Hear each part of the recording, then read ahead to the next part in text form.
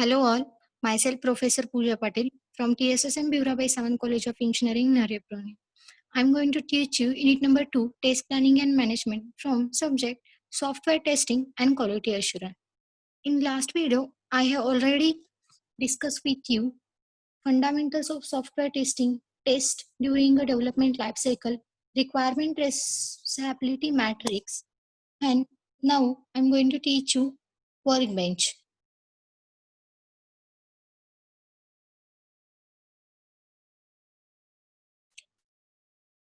Workbench of testing. A workbench is a method of documenting how a particular activity must be fulfilled.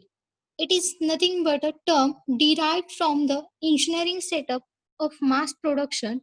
So every workbench is referred to a stages, steps, and assignments while performing certain activities in testing. Some of the times, Workbench gives you an opportunity to execute any one task with appropriate software testing. Workbench phases. There are the different workbench phases. The first one is the requirement phase. So it contains the input data that the requirements of the clients. We perform a task, writing a document with the customer requirements, and we check the suitability of a document to all its needs of client and receive the output requirement document. Second one is the design phase. On the basis of the input data, we are designing the requirement document. We execute the preparing a technical document. Review test is performing to see if the design document is technically right and transfers all the documents in the requirement. Execution phase.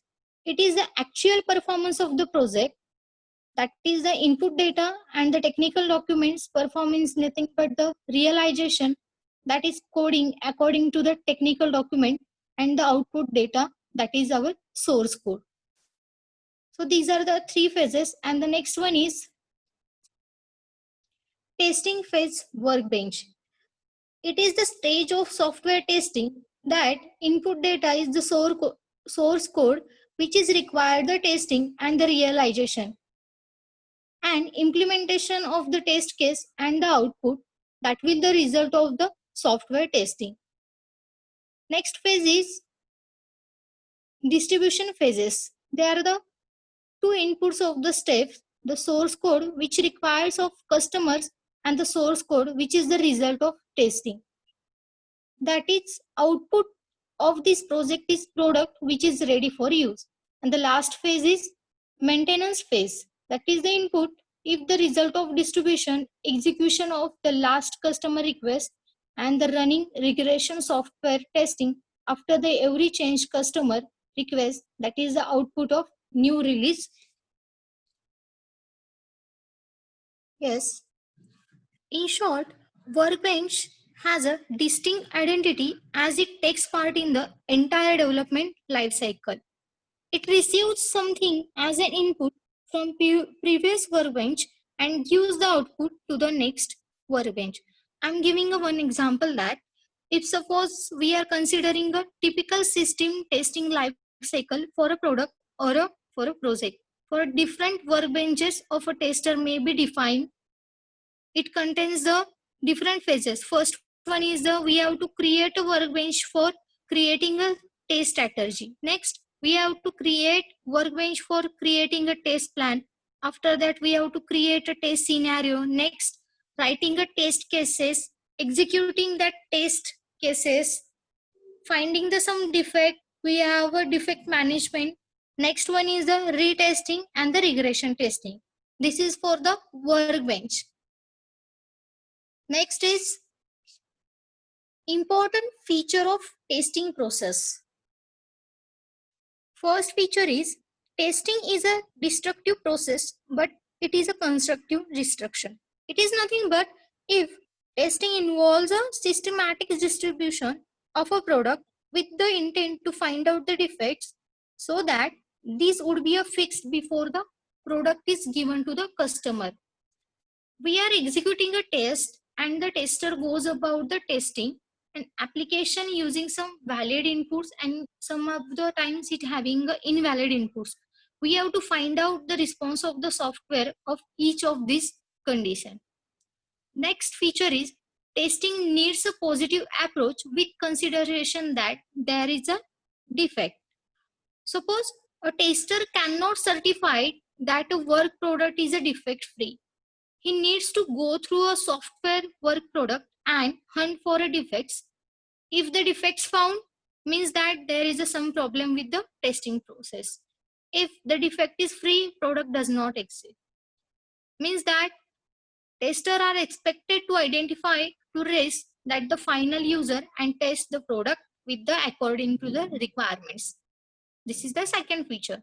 Next one is if test does not defect present in a system, then it is an unsuccessful test. Sometimes what happens, success of a testing lies in its ability to find out the defects and the weaker areas of the software work product and the processes supporting to these areas. So that the tester who cannot find the defects are unsuccessful tester, and the testing is considered as an investment and only the reduces the probability of that software when the software will be failure and the customer will be dissatisfied. Next one is the root cause analysis and corrective and preventive actions must be mentioned. How we suppose we have taken the some requirements of the customers and according to that we have to develop one product. Suppose we find out the some defects, we have to fix that defects, we have to take some actions according to that. Next feature is performing regression testing when defects are resolved by a development team. Regression testing is nothing but it is having a repetitive nature. So we have to take again and again reviews, we have to take again and testing, and we have to find out the defects and resolve it. Next is proper test helps to improve overall product. How it, if we are taking the again and again testing, retesting, on that basis we find out the some defects and we have to fix the defect. So the product will be a defect free. Next point is misconception about testing and the defects. First one is the testers can test the quality of a product at the end of a development process. Second one is the defect found in a testing are blame on developers. Means what? If another common misconception regarding a defect found in testing is blaming developers for the defect. Through 2/3 of defects are due to the wrong requirements. 8 developers are mostly blamed for the defect. Sometimes what happens, if the problem is in the coding, then it will be blamed to the developers. Next is defect found by customer are blamed on a tester. Tester perform a testing by executing a few test cases and try to overcome some of the software program to check the whether the program performs the intended or not. Means tester is responsible in that case if the defects found by, means so requirements are wrong, means customer giving a wrong requirements. According to that, tester will be develop the product, tester will be a test the product. Next is the zero defect software product creation. So we have our product should be 100% efficiency give the that time. Next one is the testing is a manual process, automation involved optionally. One is missing that. Tester can find all the defects in limited period. Basically customer want the product in limited time. He want the delivery of a product in limited time. Next, testing process is a simple than development step. This is the misconception common because developer and the tester needs efforts. They have to take efforts for the successful of our project.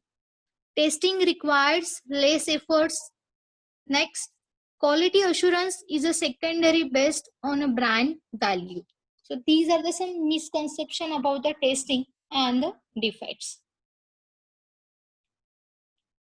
Next is the generalized principles of software. First principle is programmers or team must avoid testing their own work products. Example is there. Sometimes we love our work. Okay. So what happens? Suppose we have developed one product. We want the test now. We have to test. We have to take a self review, but it is not possible to take that. Next one is truly inspect results of each test case has to found to identify weaker area in the software. Test results shows the some possibilities of weaker areas in the product and the problems which are associated with the processes used for developing a work product. So the defects found in a test log do not form an exclusive list of problems with an application. In that case, we have to take a corrective actions that to be planned and executed to prevent any possible recurrence of a similar data. Next principle is defects indicates process failure. Means we have to take care of we have to find out some defects. If the defects find out, we have to take a corrective actions on that and we have to fix it. Last principle is initiate actions for correction, corrective action and preventive action. In this case, what happens if the defect identification, fixing and initiation of action to prevent further problems are natural ways of making a better work product and the improvement of processes.